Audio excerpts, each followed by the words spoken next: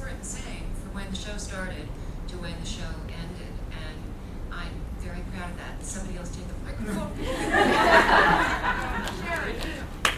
I remember when I wasn't invited to Cologne.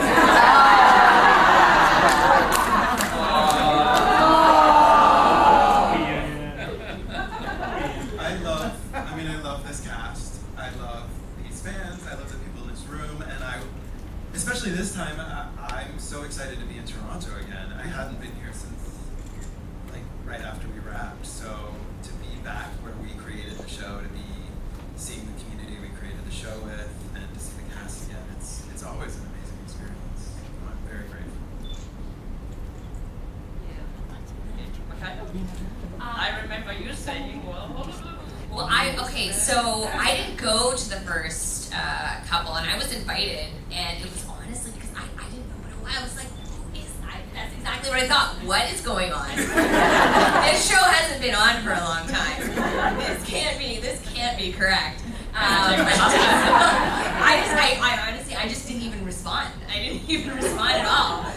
And then so I went. Cologne was my first time, and it was fantastic. Just as everyone has said, I had a wonderful time. I love the fact that what we did and what I was a part of it made such an impact on so many people, and that so many years later, you're all still here and you're interested in hearing what we have to say, and it's just it's fantastic. So again, thank you.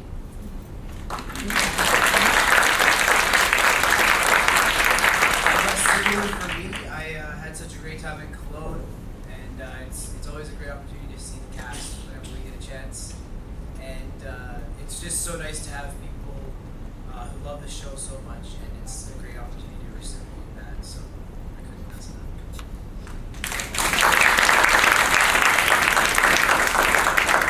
Such an honor to be with you guys again. Now, some of you may remember me, of course, from the second Cologne visit, but I was actually there during the first Cologne visit as well. I woke up in Cologne. I was in a small bedroom. I was tied to a bed. Lucky was there. He said, I wanted you here for myself. Your colleagues are here. They're having a great time. They're celebrating the show with your mutual fans, but I want you for myself. So she reenacted Misery for the most part during the whole time I was there in Cologne. That's why you didn't see me. But I survived. And here I am with all you great people again. Thank you.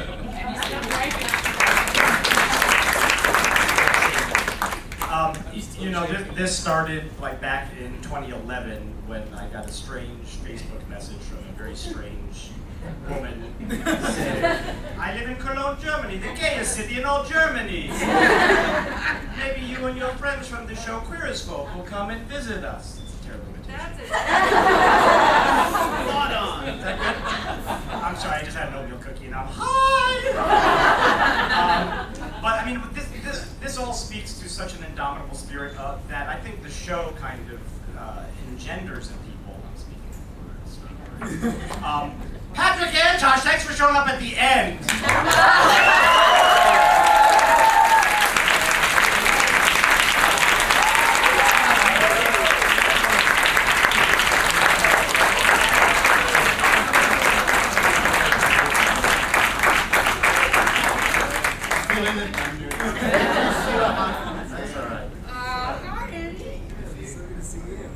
For those of you who don't know, Patrick Antosh was the designer. Our clothing designer. He did all the looks.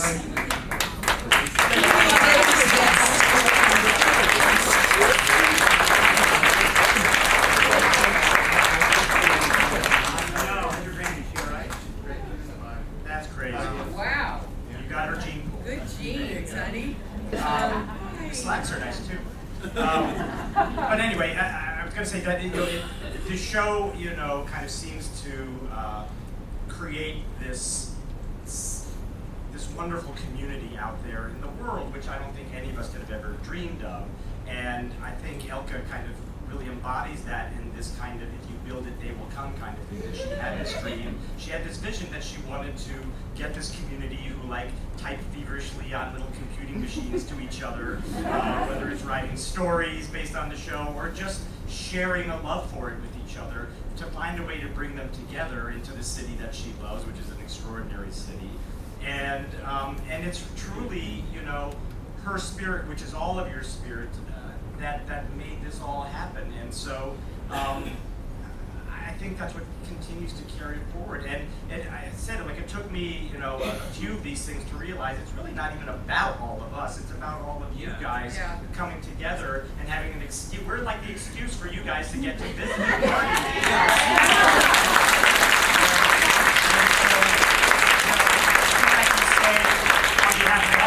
Very happy to be your excuse, and we're very happy you found each other and that you found a community to know, you know, you're a little less alone in the world, that you have each other. And I think we're all honored and thrilled that the show can represent that and be that glue for you all. So, and thank you to Elke for always putting herself through hell to put these things together.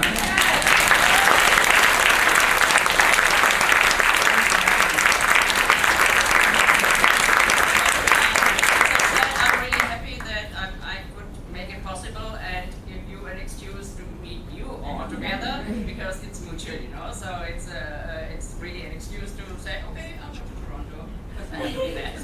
It's just I have to be there. So and that's just what makes me proud, and being able to make the people happy and give them something they wouldn't be doing if it wouldn't be for me, for example, or whatever. So and yeah, that's and I'm really happy, sad, or whatever, you know, biased because it's going to be the last one. I was just getting the hang of it. No, don't let this be the last one. We love to see each other. Don't disappoint Sharon. Okay. Invite me somewhere in Europe. You haven't done that yet. I want to go to Europe. Okay, so any last question you want to ask? Because then we have to approach them. We all love you. We love you. Yeah, okay.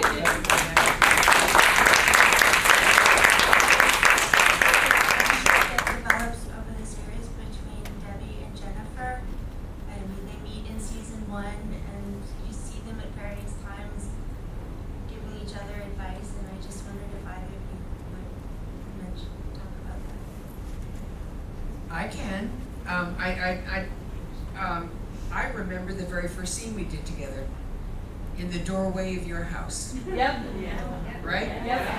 In the doorway of your house, I brought Sunshine home. Remember, he ran away and hung out at my diner, and I brought him back home to you. And they wrote a really beautiful scene for the two of us. Right. You are so funny. I love you so much. You're so funny. You just are. And they wrote a line for me to say to you that I've had more people comment on. And the line was, I had to tell Michael he was gay so he didn't have to tell me himself. And a lot of men were very grateful that that line was written. And I didn't write it, so I can comment on it, but I got to say that line to you. And I remember that line very well. Because you had fancy doorbells. I had nothing.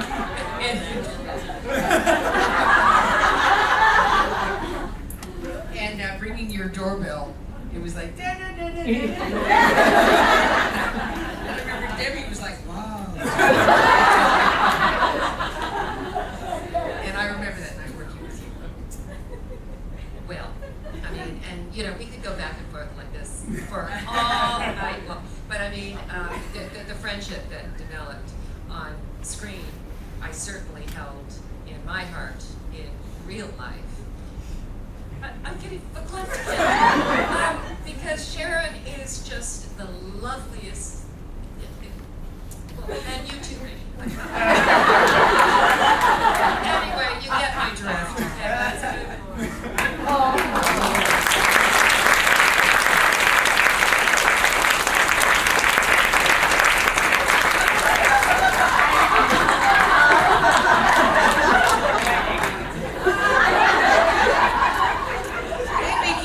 us. No. You're beside me, so I take care of that. Elkie, before we go, I'd like to say thank you so much for bringing us all together. Thank you for coming, So Sharon, cool. because I hadn't expected it. So it's really a wonderful surprise for me and for everybody here in the room.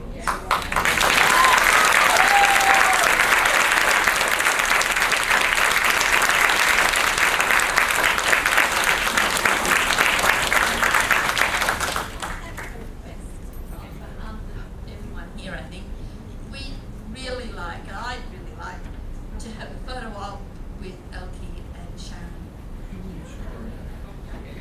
So if you could, Elkie, move into the center so we can all get some photos, I think that would be two great ladies together. Yes. Thank you.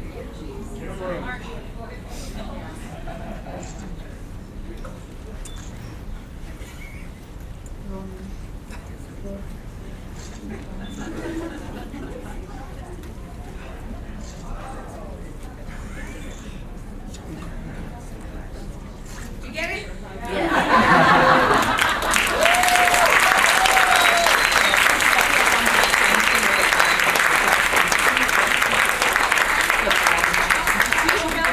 To just for the last photo, as always, because we all deserve, well, as I said last time, a good work is never been done properly if it wouldn't be for all the people behind the scenes. So please, all those who have helped out over the weekend, come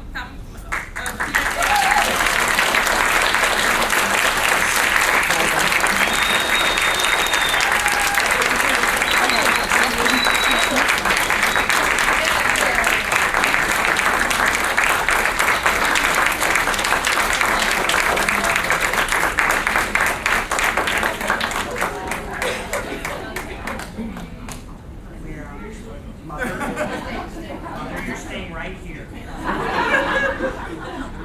right here.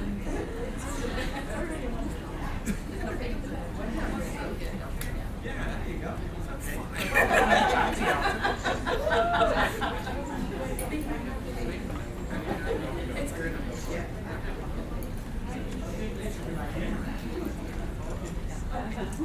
So again, thank you very much for everybody who makes it, because of course your contribution makes all those possible. So I couldn't do it without you. So anyway, it's all mutual, and I'm happy that we could work everything out and it happened. Because it's like, for me, it's like I'm here. I have been here for 1 year ago, and it's like I've been here yesterday, and now it's happening. So it's just incredible. So